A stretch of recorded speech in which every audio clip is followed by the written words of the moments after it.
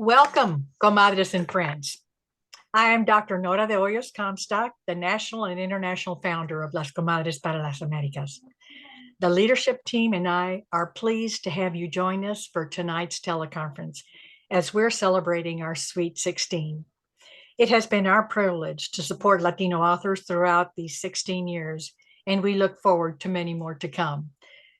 We'd like to extend a warm welcome to readers following us on our live Twitter chat at Read Latino Lit. Tonight, please help us welcome authors Sandra Cisneros and Ana Veciana-Suarez. Their interviews will begin shortly. Before we get started, just a few housekeeping notes. Please keep yourselves on mute. You can keep your videos on, but remember that moving around is distracting to others. We suggest you put yourself on speaker mode so that the person speaking is large, but gallery works just as well. If you have any questions or comments, please put them in the chat and we will try to get to them. But first, let's start with our book club's history. Comadre Tess? Hi, buenas noches a todos. I'm Tess Tobin, project manager of Las Comadres and Friends Book Club. Our first book club gathering was in July 2004 in New York in Comadre Maria Ferrer's apartment. After a brief hiatus, Nora Comstock re-envisioned and relaunched the book club nationwide to promote the work of Latino authors to every book lover, to bring our community to bookstores, and to support our Latino writers. We started our teleconferences in October 2007. This year, we're celebrating our Sweet 16 and are delighted to be sharing works by Latino authors with all of you. We created the teleconferences and book club to entice everyone to read more Latino authors and to learn about Latino roots and the different perspectives on Latino culture and heritage. Our book club and Zoom teleconferences are open to all, not just Latinos. We're creating a space for everyone to explore the Latino writer's mind and soul as portrayed through the written word. We encourage you to join your local book club in your city or time zone. Currently, we have 12 cities that are meeting virtually and now some in person. There is sure to be one that can fit your schedule. If your city doesn't have one, why not help us start one? For more information about our book club, visit our website at latinolit.com. So please invite others to join us. So Comadre Karen, take it away. Welcome, comadres and friends, to our September 2023 Zoom teleconference. I'm Karen Gonzalez, Assistant Coordinator for the Las Comadres and Friends Book Club, Denver Comadres Book Club Facilitator, and co-founder of the Colorado Alliance of Latino Mentors and Authors. Thank you for joining us tonight. Tonight we begin with our interviews with Sandra Cisneros, a poet, short story writer, novelist, essayist, performer, and artist. Her numerous awards include NEA fellowships in both poetry and fiction, a MacArthur Fellowship, national and international book awards, including the PEN America Literary Award and the National Medal of Arts. More recently, she received the Ford Foundation's Art of Change Fellowship, was recognized with the Fuller Award for Lifetime Achievement in Literature, and won the PEN Nabokova Award for Achievement in International Literature in addition to her writing. Cisneros has fostered the careers of many aspiring and emerging writers through two nonprofits she founded, Macondo Writers and the Alfredo Cisneros del Moral Foundation.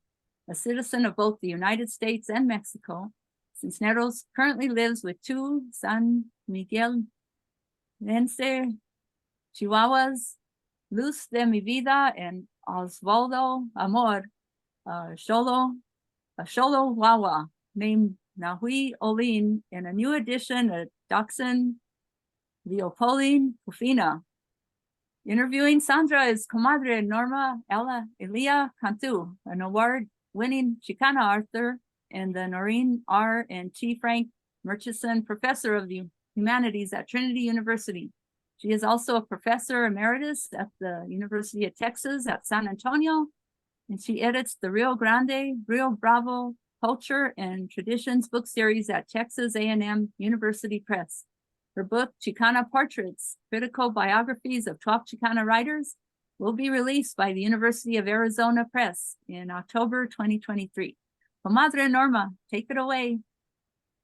Thank you for mentioning the new baby. It is a pleasure and an honor to be here with my friend Sandra. Y gracias to all the comadres who have joined us tonight. Gracias for the invitation to do the interview. This is wonderful. I've done one before and it was really fun and I enjoyed it. So muchas gracias. And I begin with questions that I guess came in about the work. So Sandra, one of the questions was about the impetus to publish Women Without Shame, the book that we're discussing today, your poetry collection that has been long in coming. I guess I am more interested about whether you had any qualms about publishing such an unabashedly and honest collection of poems about aging, about the body, about who you are. I know that you've been writing poems about you for a long time, but was there any kind of trepidation or thinking, should I, maybe not? Thank you everyone for coming. And to get to the answer to that question, anytime you write poetry, for me, it's very personal. So after I published my first book, that's when I said, I'm not going to publish poetry anymore. I can get my publications out through prose, but poetry is so personal for me that I chose not to publish for a long time.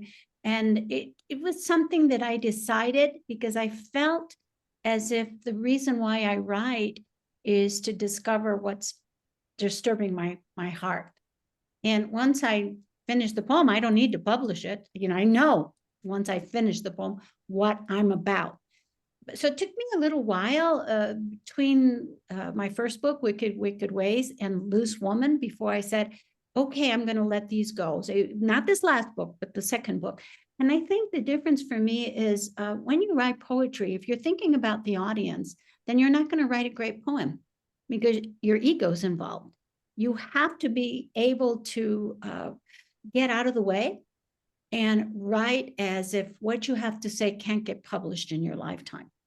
That's when you get to the real truths and you get past the biggest censor of all, which is you. So I learned that, and I call it, writing poems and throwing them under the bed, like Emily Dickinson. I think that was the reason why she did that, to liberate herself and to be able to say the things that she had to say.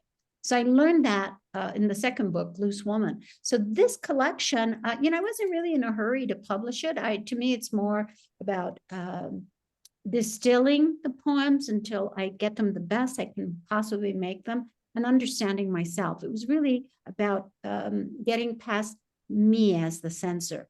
And I didn't think about publishing them. I wasn't in that much of a hurry because I'm publishing prose, I'm publishing essays, I'm publishing short stories. I have a lot of other work I'm doing at the same time, a lot of kettles on the stove. So I didn't think about it so much. It was more scary when I had to get up and read them in front of people. But I got over it fast and I said, hey, if it gives you problems reading it, imagine how much trouble it was writing it, right? So I just, that's who I am, like it or not, that's it. And I feel like when I hesitate to talk about something, then I'm on to something really good. That's when I know to follow that thread. If it comes out easy and it's safe, I don't want to write about that. Beautiful. You say distilling the self or distilling the poetry. So there's a process involved. And obviously you just talked about the kind of process you go through. The other question that I have here was more about the way that I think it was in an interview, you said that we are all cuatlicue as women writers. Maybe that's what you're alluding to, this process of reconfiguring and reshaping. You said, I mean that we're creative, destructive beings. Can you elaborate on that for us? Coatlicue was this kind of goddess of creation and destruction, so terrible that when she was unearthed by the conquistadores, they had to bury her again and said, oh, that's too much. So they put her back in the ground. And I feel like that as an artist, that there's some part of me that's really violent and volatile and grosera and doesn't comb her hair and look in the mirror when she's creating. She just wants to create. And And then there's that other part of me that's creating and nurturing, but they're opposites, they're opposites. And sometimes they encompass you with the same day.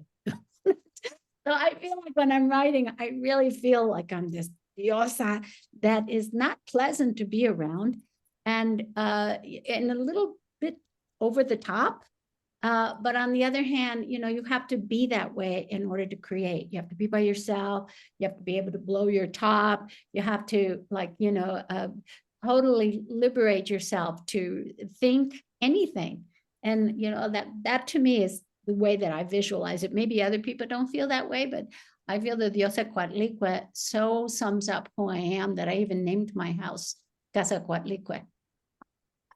Love it. Yeah, and in one of the poems, you actually go there to the messy, unkempt, kind of wild woman. I love Yeah, it. the weekends, I don't want you to ring my doorbell. Don't knock on my door. Don't come looking for me. I don't comb my hair. I don't dress. Sometimes I don't shower. I'm working. I want to not make my bed. I don't want to be told what I have to look like or be nice. No, I don't want to be nice. I want to write. And once I'm finished writing, then, then the author puts on her makeup and her jewelry and comes to talk to you. But that's not who I am when I'm creating. It's a very schizophrenic life of the writer and the author. And the author is the one you see on the stage and the one who's maybe more social and more civil. And the creator is really wrapped up in what I call wrestling with the angel of death, because that is what writing is. You are in lucha libre with like Jacob's angel. And sometimes you don't win and you have to retreat and say, okay, I'll come back and fight another day. And sometimes, you battle and you do win, but you go away limping. So that's what I think the process of writing is for me. Thank you for battling and coming out, not just limping, sometimes dancing. One thing that runs throughout the poetry, at least for me, was the topic of aging and of the body. And in one poem back then, or even now, and by the way, it says that it's for a song, so I'm not sure if you want to sing that, but you close the poem with, it takes growing older to see some things imagine were real back then or even now. I don't know if you want to expand on that concept of growing older and seeing things in retrospect. I like growing older, except for the pain in my shoulder and in my hip, but I really like being older, and I don't, I'm not ashamed about being older. And I don't feel that the book is about so much growing older as much as the perspective of seeing things from I love the phrase, estas alturas, to be able to see things clearly, your life and the patterns and the mistakes you made and how wonderful that you made those mistakes, because I think mistakes are more important than the successes, because they teach you something and they push you to the next level, to the next grade. So I feel as if, I'm 68, I'm going to be 69 this year. I feel as if, the warranty on the parts is wearing out, but my mind, if I can hold on to that, is sharp. And I feel that the perspective that I have now on my life and on myself is more honest. I just feel that the book isn't a lament about growing older. It's more like I lifted up the censors and I could talk about the things that I think. And most people don't think women think about these things at our age. So I felt very liberated, much more so than my other books, to talk about things that women of a certain age aren't supposed to think, let alone say. Yeah, it's more like a celebration of the process, and also the coming to terms, like you said, you're at ease with who you are. You become wiser. Maybe it's growing wiser, not growing older. Now, I know that the book, and you showed us the two, the English and the Spanish. I don't have the Spanish with me to show you. I have it. And it's a beautiful translation by Liliana Valenzuela, a longtime translator of your work. The process of translation, I'm curious about, because I, as a translator, I grapple with that as well. So for you as a writer, how is the process? Do you work with Liliana side by side? Do you send each other work, or do you let her alone and then give a final say? Maybe just talk a little bit about the process. Yeah, you know, this is the first time that poems started coming out in Spanish because now I live in Mexico and my Spanish is not perfect. So Liliana had to correct some things, my troche moche Spanish. And I also have to correct some things on her part. And maybe she's the only translator that I work with this closely. We've known each other for a long, long time, 35 years, something like that. And so she knows my work really well, and I know her work, and I always have to remind her, okay, don't use that word. What would you say? I have to ask Ernesto, who's my handyman, you know, how would you say this? And get some of the phrases I got from Ernesto, you know, because maybe Liliana forgot how to say certain things, but she's never been a bartender, and Ernesto used to be a bartender. So I needed the phrase, you know, for the poem, I can't even remember the name of the poem, about like when you fill something to the brim, you know, when you're asking a cantinero, fill it up to the brim. And no le salía, but Ernesto knew the phrase because he had been a cantinero. And so sometimes I have to ask like people here, or sometimes I have to tell Lily, come on, take it down and let's talk it. I don't want it a literary word. I want a spoken word. My work is very based on spoken everyday speech. So let's not, you know, put a word that would be in literature. Let's bring it down. And so that's maybe the only thing I have to remind her, because she's such a great translator. She's like the best, in my opinion. Yeah, she really is. And I agree with you. She gets you. And Yeah, she gets me. and that's why I had to ask the question, because it's so beautifully woven and from one to the next. I was comparing the English and Spanish, and your poems in Spanish are fabulous too. Pues, gracias. No siempre me salen, but sometimes they just start coming because it's easier to. Did you know it's easier to write poems in Spanish? Yes, it's easier because there's so much music and a lot of the suffixes are the same. So there's a lot of alliteration. It's just for me easier to write poems in Spanish. Y a veces me salen, you know, now that I'm living here and I hear words and I'm thinking in Spanish more. So me salen, but my vocabulary still, you know, I'm aiming one day to speak as eloquently as, you know, a newscaster, you know. That's what I would like. Because you realize they read their script. I know, but they speak so fast. It's like a little sewing machine. That's true. I get really thick-tongued when I'm speaking in Spanish. I just want to speak English and stretch my jaw and cheeks, and you know, and it's so beautiful when I hear the native speakers. But I'm not there yet.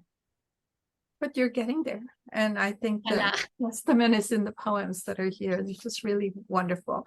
I also have a question that came from the Denver Network, and it's about the attitude about your body and how it has aged. I think the question is really about asking for more insight about feelings. You mentioned earlier, you know, that of course your mind isn't there. It's the wisdom, right? We're growing wiser. But the body, the parts are expiring or reaching an expiration date, and you have to give it a tune-up. What are some attitudes or feelings around that? Because that question comes from the Denver Network. Shout out to the Denver Network, Comadres in Denver.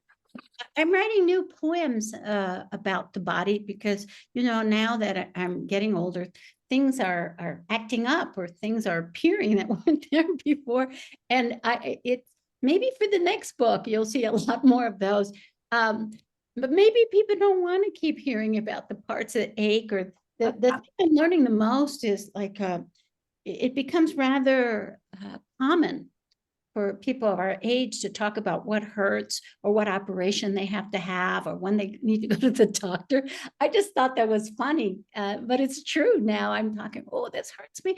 I have to go get this checked. And I find the thing that is that I'm not hearing from people when they have to go get an operation or see a doctor or a tooth pulled, whatever. They don't say, I'm afraid. And that's what I write about, you know, what doesn't get said. I'm afraid. I've never been in the hospital. There isn't anyone to hold my hand. You know, that's something. If you're single, you know, who do you ask? You can't ask the anesthesiologist. Well, maybe can, but there's these things that I've been writing about now about fear. And, I don't mind getting older, but I don't want to be afraid. And that's not something you relinquish with age. In fact, you may overcome one fear, and then there's this helix, this spiral that comes, and another fear pops up. So that's in the newer poems that aren't in this book, and the ones I've been writing this year, but maybe you don't want to read those. You're anticipating my question about what is the next project, and will it be this long before your next collection comes out? Of course, They're not I'll be dead, but I'm always writing poetry. I write poetry, I just don't publish it. One, because I'm never satisfied. I want the poetry to be the best. I don't want to put my name on something that looks like I wrote it with my feet. It has to be the best. And, in order to do that, poems, unlike other writing, need more beauty sleep than prose. And they also need editors. And I have to say, give credit here to John Olivares Espinosa, who's a fellow San Antonio writer who edits my work. I call him my poetry coach. I hire him to edit my work and make me do 15 more push-ups, and I don't feel like it, and he really helps me. And I'm also very lucky that my own agent, Stuart Bernstein, is a really good editor. And then, of course, Knopf, I have an editor there, John Freeman, and he's great too. So I have all these, quality control people looking at my work and saying, oh, maybe you want to put this back and relook at it, or stop working on it. It's done, and I just feel like the biggest critic of my writing is me. And I want my to last, to have a long shelf life. I don't want things to be dashed off and published just for the sake of publishing. I look at someone like Emily Dickinson, who didn't publish in her lifetime, but she was constantly revising. She constantly had different versions of her poetry. And I want to make my poetry the best it can possibly be. Speaking of Dickinson, she appears a couple of times in the poems, maybe more than that. And as I was rereading the poems, I read it when it first came out, and I just reread it for this interview. And I was struck by that. I had missed it the first time around, how many little lines are out there linking to Dickinson. And so I don't know if you want to talk a little more about influences. Or maybe not influences, but things that recur, like you just mentioned her again. So obviously there is some kind of connection with the work. I don't analyze myself. I just write. And that's how I analyze myself. So I don't look at the body of work and say, oh, this is repeating. That's the job for a critic to do. Which is what I'm doing. Yeah, I dream and you analyze and tell me what I meant, so. I love it. I also love the fact, and I'm sure many, many poets on here who are listening or watching us are saying yes about getting somebody else to read it, because often we miss things. We're too close to them. And so we need that distance of somebody else coming at it from a different perspective to show us where we with all my writing, I have, a minimum 3, maximum 5 readers that quality control. Especially if I'm writing about a region that is not native to me, I'll have someone from that region read the work and say, okay, is this okay? If I have a gay character, then I have to have a gay reader. If I'm writing about someone in northern Mexico, then I've got to have someone from northern Mexico to look at it, to quality control, to make it the very best. And I think that's important for younger writers or older writers to know. Take your time with the writing, because I've been on the panels where they're judging manuscripts and they'll just toss something aside. If one thing is badly done, they dismiss it. So I don't want that to happen to Latina writing. I want the writing to be as good as, a poem written by Rosario Castellano. I want it to be that good. It's got to be at an international level. It just can't be good for my town or my community or my gender or my state. It really has to be the very best that we can make it. Because why? Because people expect us to fail. So we can't be good. We cannot afford to be good. We have to be excellent. I totally agree. And I don't know, I don't see any questions on on the board, on the chat here. I want to say something though, Norma, because I think that people are going to think that it's just about aging. No, this is about looking at your whole life and saying things you were too scared to say when you were young. But now at estas alturas, you can say it. And there's a lot of things that I feel that I censored myself in earlier books. So my favorite part of the book is the last part, Cisneros sin censura. It's I not. love that part. And I was going to ask you, what's your favorite poem? But if you want to talk about the part, My that's favorite fine. poems are that in the end, the last ones, because those are the poems that are scary to write and talk about and read out loud, but they also are sad and funny at the same time. I think my favorite poem is the one that I can't read when my brothers are in the audience, and that is, "You better not put me in a poem." You know, that one was born from someone really telling me that. And I thought, it took me like 30 years to figure out what he meant. And then I thought, yeah. I love the last section. And yeah, it's not just about aging, it's about so much more. I love that you bring in words like the jarceria shop. Oh, yeah. You know, people don't even call it that anymore. What But do they it's call it? It's a beautiful poem about the different things in that shop. And of course, as a critic, I kept thinking of what the metaphors are and how they're working.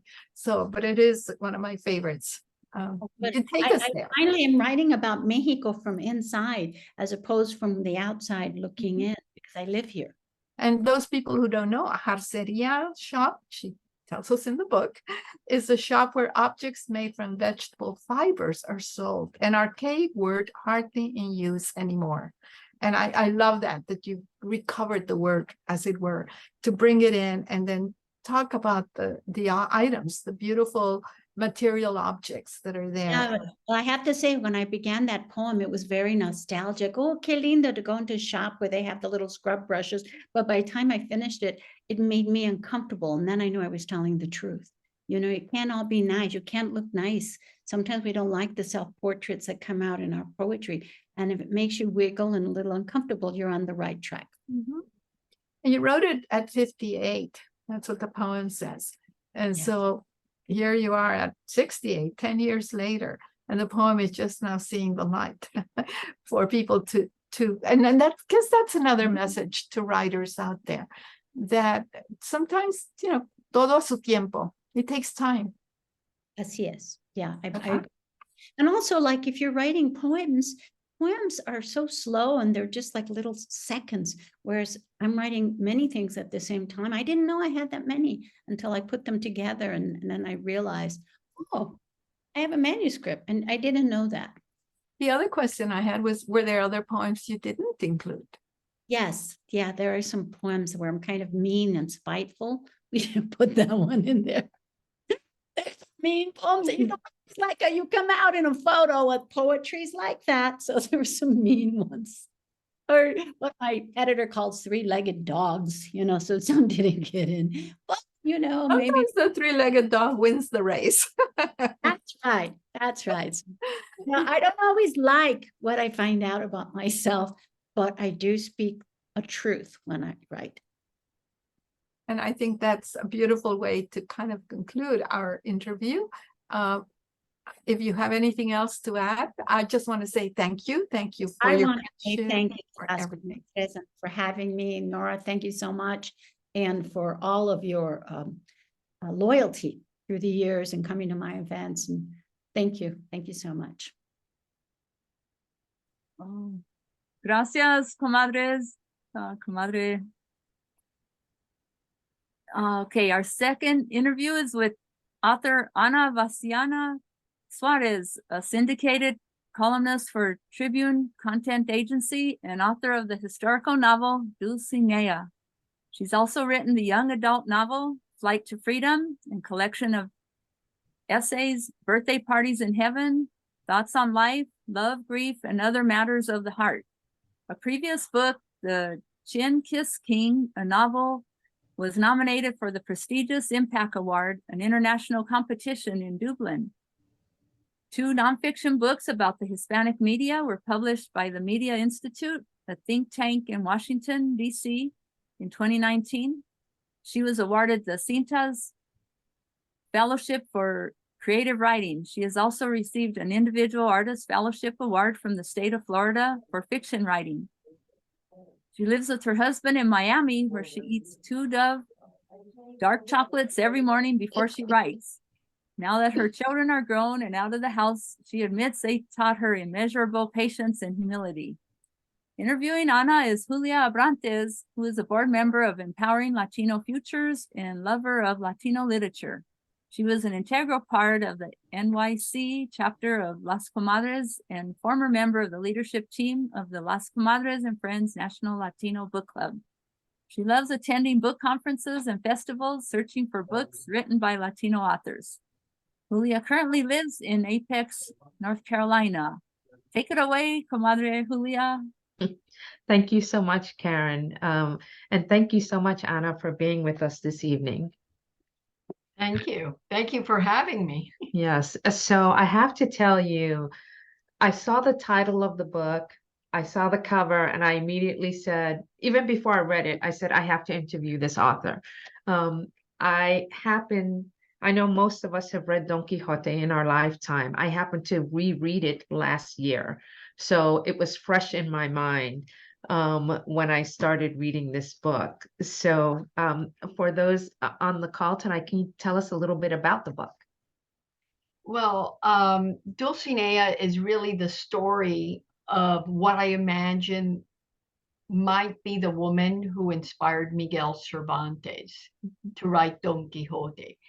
So in many ways, it's a love story, but I also think it was, in going back to what Sandra was saying, this is a story of a woman who has made certain choices during her lifetime, and now she's an age where she looks back at her life and starts thinking, what if I had done this? What if I had chosen that way? And I think you can only get to a certain point in your life where you can do this and really be honest with yourself. And she gets to do that because she receives a letter from Miguel Cervantes from his deathbed. And she takes off from Barcelona across Spain to see him one last time, to Madrid. And that's part of it's a kind of a dual timeline in which she's on this trip, which I very much wanted to do because of Don Quixote. So it's kind of part of that, but also then her looking back at her, not only her relationship with Miguel Cervantes, but also her life and her life choices. Yeah. So when I finished reading the book and I went back on the story, there's a lot of, the history that you went and to match up, obviously, what she was going through, what was going on during the times. How long did it take you to write this book or to put it together?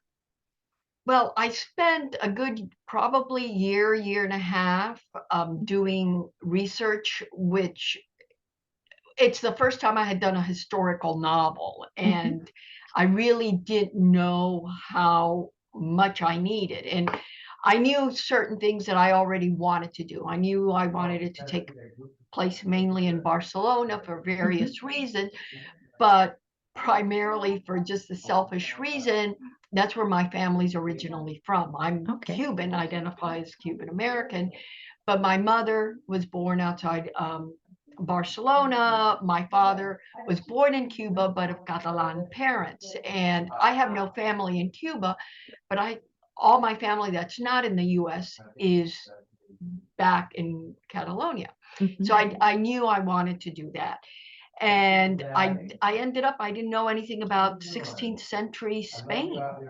So I kind of did a lot of research, but primarily a lot on Miguel Cervantes's life, because I felt I had to be governed by the facts we knew of about him. his life. Understood. And that was just the research. Then that it was was just about the 3 research. years of writing. Yeah. Wow. So, was the book, I can imagine with all the research that you did during that year, your book probably started out as 500 pages before you whittled it down.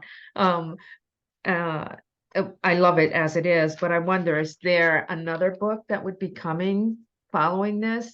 Do you think there's more to the story, or is this complete as it is? Well, I kind of, when I finished, I don't know how it is with other writers. It's Mhm. usually I have a deadline. You know, I was a journalist for more than 45 years. I still work part of the time as a journalist.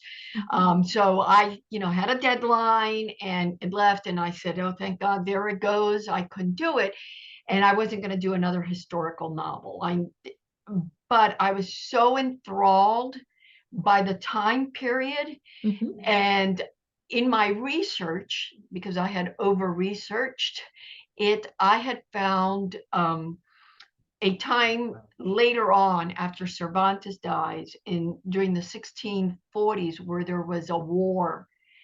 That was it was a mini war within the 30-year war between Spain and France that involved the Catalonia area. And that's what I'm working on now.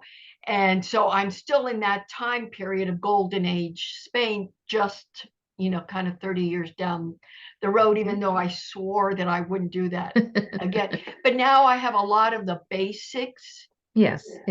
The way people live, the way people thought. I'm already immersed. I don't have to do that. Now I'm really controlled more by the time elements of the first 2 years of that war. Okay. So that's something we can look forward to down the line, another story. Hopefully. Did you find it, because Don Quixote is such a beloved work, and the character Dulcinea, is also, his muse, as you would say. Did you find challenges to make sure that you lived up to who Dulcinea was in our minds as the readers? Well, it was interesting because I had wanted to do this book, and I write about it since I was in 10th grade and read Don Quixote. Okay. And I lived in La Paz, Bolivia at that time. And unlike Sandra, I began writing in Spanish. So I originally was writing in Spanish. And then when I came back as a junior in high school, of course, forced to write in English, and now I do everything in English. But I had long wanted to write about Dulcinea, and the reason was because throughout the book, and Don Quixote was actually 2 books that were then put together. And I always thought she's kind of off stage, and she, the way she's described is not really favorably. So that's what interested me. And for 50 years, I thought about it. Wow. And I don't think I had the confidence. I didn't have the time, but I also don't think I had the confidence to go into research a field that I didn't know about. I know modern Barcelona. I visited, I have family there, but it's very different than 400 years later. Right. Awesome. And then another thing that I was really surprised, and maybe it's because of the US, most people that I've spoken to, and I've been to other book fairs, I've spoken at luncheons, people haven't read Don Quixote, but they remember the musical. So it's Man of La Mancha. So it's like, so you're kind of competing with that, and the song, and people will hum the, to dream an impossible dream, all these things. So, but I think this is really her story. And in fact, you were right. It was the original manuscript was over 130 20,000 words and Wow. got trimmed and trimmed and trimmed back till essentially the essence, it just distilled to her story. This is really Dulcinea's story. It is absolutely wonderful. And maybe, like I said, because I read Don Quixote in my teens, but then rereading it again, as a 60-year-old, and really taking my time to understand it. Then reading this, it's just absolutely beautiful. Like when you see movies that, 30 years later, they come out with a prequel to it. This is the perfect companion to that. Thank So you. yeah, thank you so much.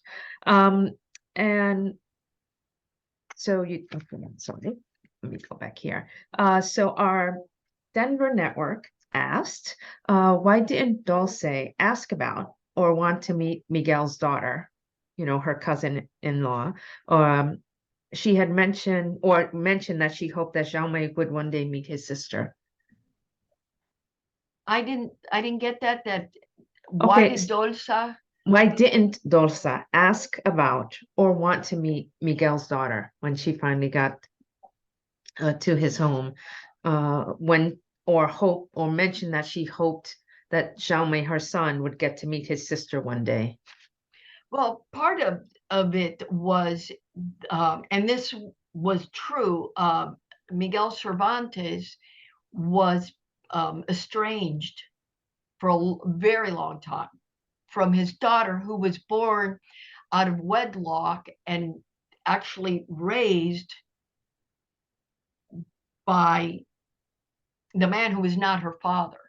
So that was part. And Cervantes, this is, I read 6 of his biographies, but he was very close to a niece of his who, Constanza, is in, and I think there was a lot of affinity between them.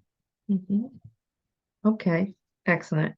And I have to tell you about there's one line in the middle of the book, and I have it bookmarked here so that I can read it correctly, that stuck out to me, where he says,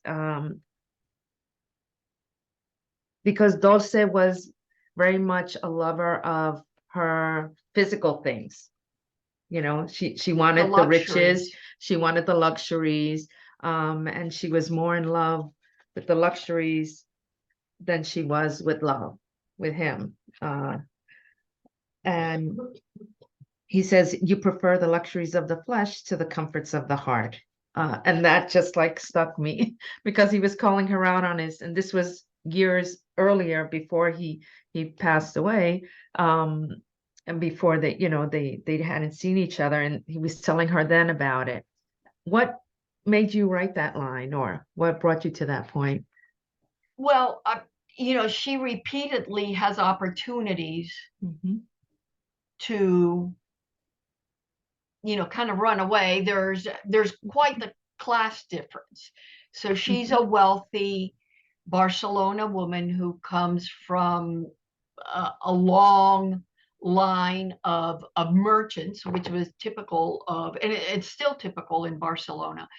And he happened to be kind of a third, fourth cousin, but with not a lot of promise. And I think more so than ever, you married within your class. So for her, she would have had to give up a lot. And it was true. She liked her nice things. She was a painter. She was she loved painting. She couldn't have done that. She was used to servants. She didn't know how to cook. She didn't wash. She didn't do anything. And she would have had to give up all that. And sometimes I wonder how many women really, even to this day, would give that up for love. And I think that's part of older age, where you think, if I had chosen this or I had chosen that, and it's the what ifs that you come as you get older. Right. And not just in your love life, I think in your career, and you're choosing where you're going to live. Yeah. Yeah. And I think you showed her struggle, or as she was letting go of those layers of that protection of wanting to stay in the luxury as she was traveling on that last journey to go visit him, where she wasn't traveling in the luxury carriage. Originally she was on a mule and, not bathing, and their accommodations as they went through the and what they were eating or not eating, as they were going through it all. I appreciated seeing that, she tore down all that, the shield she had around her, And I think for me, it was really hard to imagine the women had a lot more privileges than I originally thought when I began doing my research, at least in Catalonia. So there was a tradition that I wasn't aware of, where there's the bubilla, and women were able to inherit land and businesses and run it. And part of that, and she is a bubilla because her brother, who would have inherited everything, had died. But you were kind of like a placeholder. You were then expected to marry and produce an heir, and in between your husband and hopefully a son, right, who would take it over. Yet there were a lot of these bubillas who were really successful, very, very successful women who had usually inherited from husbands and continued having great businesses. So even then, within the confines of that time, women were able to do that, but they were also restricted in so many other ways. Yeah. Wow. And what was the most difficult part of this book to write? I think once I got into the groove of, I knew how much history I needed, because after doing so much research, it was like, oh my gosh, I've got to include this. So I had it was just way too big. But I think the hardest part was really selecting what to leave out, because you have all this good, what I thought was good information. Now, of course, in hindsight, you look back and you didn't need it. A lot of it was for you more than anything. And I think that was the hardest part. But I'm that kind of writer. I create a lot more, and then I have to, and even in my journalism, I found I always, you're given X amount of words, or in newspapers, column inches. I always write more, and then I have to distill. And, you become, you're that writer. And after a few years, you kind of get ready for it. Okay. Excellent. And what is something you would like your readers to take away from this book after reading it? I think for me, and I found that I even brought this for myself, was the fact that, it's almost never too late to do or to be who you would have hoped to do or to be. I had, when I was very young, wanted to be a fiction writer. I remember telling my parents this, and they were appalled. And I mean, literally, like, why? And, I come, my uncles are doctors, my father was a CPA, everybody's in math and science. I am like truly, truly the outlier, although I do have those tendencies, like I plot on an Excel spreadsheet, which drives my writer friends kind of wacko. Why would you do that? But, and in writing this, because she comes to that conclusion, I find that I've also made that jump. I mean, I took kind of almost a safe route in the way I wanted to be a writer. What was it guaranteed that I'd have a paycheck for an immigrant refugee family? What do you mean? You're gonna just sit there in front at that time of typewriter and do what? Write? You know, get a real job if you're gonna work. You know, that's the kind of thing. And I think I took that away, and I think that's what she takes away, that it's and you know that it's not really too late to change or to make things right with other people. It's never too late, you know. Yeah, I love that. I really love that. And I'm just going to ask one question here from the chat before we sign off. So what impact did your being a journalist have on your writing this book, or did it help, hinder? If so, how?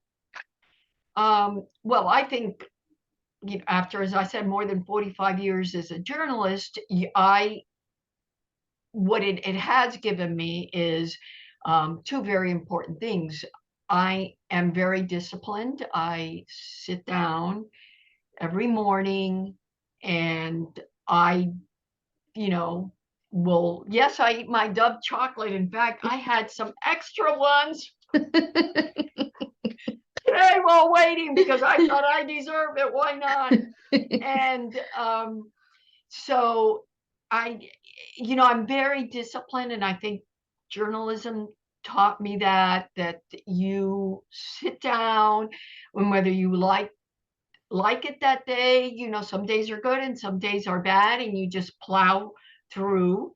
And then it also taught me a healthy, you know, kind of respect for deadlines. I'm very much a deadline person, and I give myself deadlines. So I know, you know, for this, you know, the new book, by this time, I'm going to have a first draft done. And sometimes I end up working 7 days a week because I'm really behind.